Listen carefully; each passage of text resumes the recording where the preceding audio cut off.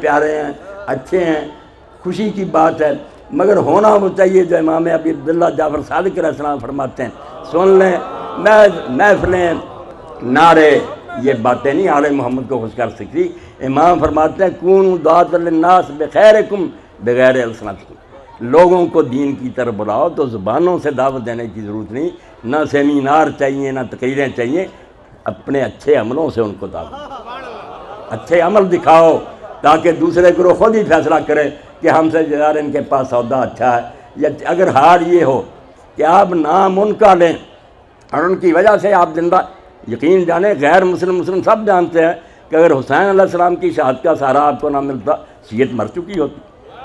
یہ مسئلے نہیں زندہ رکھ سکتے تھے، یہ اختلاف بڑے بڑے فرقے پیدا ہوئے، مٹ گئے ان کے نام۔ آپ اسی لیے باقی ہیں کہ حضرت حسین علیہ السلام کا آپ تذکرہ کرتے ہیں، اس لیے شہادت امام حسین علیہ السلام باقی آپ کی حیات کا سامان ہے۔ مگر دیکھنا تو یہ چاہیے کہ آپ کو شمر کا خنجر تو یاد ہے کہ شمر نامراد نے امام علیہ السلام کو زخمی کیا، مگر حسین علیہ السلام کا سجدہ آپ بھول گئے۔ صحیح بات ہے، سوچیں کہ کتنے آپ میں سے جب اذان ہوتی ہے حی علی الصلاۃ، حی علی الفلاح، حی علی خیر العمل، آپ تو حی علی خیر العمل بھی کہتے ہیں کہ سب سے بہتر کام جو ہے اس کے لیے آتے ہیں، سب سے بہتر کام کے لیے بلایا جاتا ہے، مسجد ویران ہے۔ اب حسین علیہ السلام کا نام لینے والے سوچیں ذرا اور اپنے گریبانوں میں جھانکیں کہ دوپہر کا وقت تھا، ابھی زیادہ وقت نہیں، زور کی نماز کو ہوا تھا، دن ہی ڈلا تھا نا، اسی وقت آپ کے مؤذن نے ابو ثمامہ صاحب جی نے دیکھا کہ سورج تو آدھے آسمان سے گزر گیا، نظر اٹھائی، آپ نے فرمایا ابو ثمامہ کیا دیکھتے ہو؟ کہنے لگے امام علیہ السلام درو کی شمس تو ہو گیا، سورج اپنی جگہ سے ٹل گیا، زور کا وقت شروع ہو گیا۔ تو آپ نے فرمایا اللہ تجھے سچے نمازیوں میں لکھے جو اس قیامت کے منظر میں بھی نماز کو یاد رکھتا۔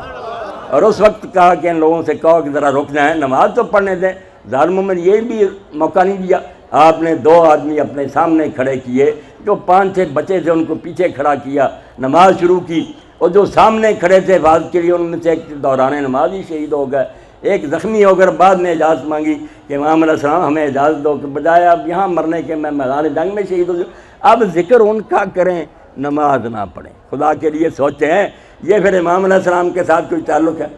میں نے پڑھا امام زین العابدین علیہ السلام فرماتے ہیں کہ جب شام کا سفر ہوا ہے، میری پھوپھی سیدہ زینب سلام اللہ علیہ اس قید میں محبوسی کی حالت میں اونٹ پر ہیں، مگر فرماتے ہیں امام علیہ السلام میں نے سارے سفر میں اپنی پھوپھی کو نماز تہجد قضا کرتے نہیں دیکھا۔ اس وقت بھی وہ نوافل ادا کرتی تھی، 5 نمازیں فرض تو گزاری، مکتوبہ تہجد کی نماز۔ اب ہم سیدہ زینب کو یاد کریں اور نماز کی پرواہ نہ کریں۔ اس لیے اللہ کے بندوں، جو امام علیہ السلام نے فرمایا نا کہ لوگوں کو زبانوں سے دعوت نہ دو، اچھے اعمال کے ذریعہ دعوت دو۔ پھر وہ سوچیں کہ ہماری نسبت یارن شیعوں میں کیا فرق ہے؟ اگر دیکھیں کہ نہیں باتیں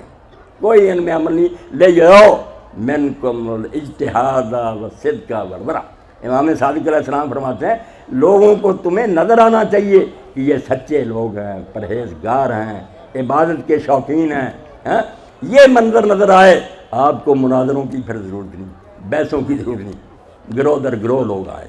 اور اگر نظر آئے کہ نہیں صرف کلڑ بازی ہے، عمل وغیرہ کچھ نہیں، تو اس سے کام نہیں چلے گا۔ چمن میں تلخ نوائی میری گوارا کر کہ زہر بھی کبھی کرتا کار تیری آتی، کبھی کڑوی باتیں بھی سننی پڑتی ہیں، اور انہوں نے میرا اور آپ کا نفع ہوتا ہے کہ جو ائمہ اہل بیت علیہ السلام نے ہمیں دین دیا ہے اس کو اپنے پلے باندھیں، اس کے مطابق عمل کریں۔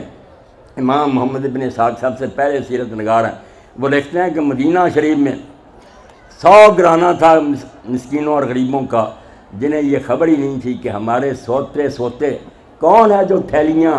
آٹے کی، چینی کی اور دوسری ضروریات کی ہمارے گھروں میں چھوڑ جاتا، پتہ نہیں چلا۔ ایک موقع آیا کہ وہ سلسلہ رک گیا، تو لوگوں نے کہا یار مدینہ شریف میں کوئی حادثہ ہوا، تو پتہ چلا کہ امام زین العابدین علیہ السلام کا انتقال ہو گیا۔ پھر لوگوں کو پتہ چلا کہ وہ خفیہ طریقے سے غریبوں کی امداد کرنے والا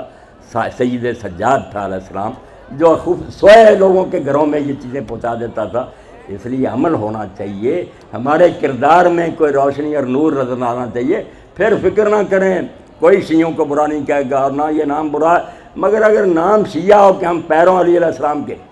مفتی جعفر حسین مجتہد سر لکھتے ہیں اپنے شرح نظر و بلاغہ میں کہ امیر المومنین علیہ السلام کو ملنے کے لیے کچھ لوگ آئے،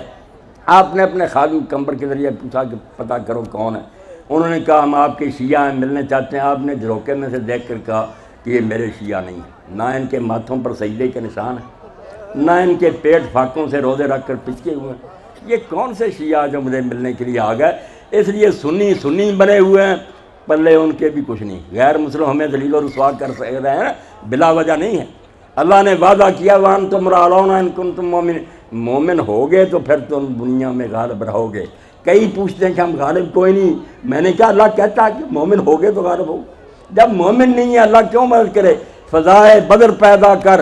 فرشتے تیری نصرت کو اتر سکتے ہیں گردوں سے کتار اندر کتارا۔